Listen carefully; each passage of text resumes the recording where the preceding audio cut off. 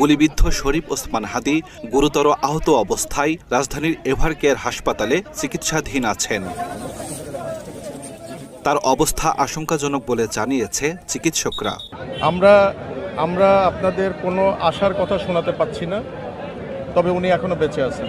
মাথার বাম পাশ দিয়ে গুলি ঢুকে ডান পাশ দিয়ে বেরিয়ে গেছে হাদির।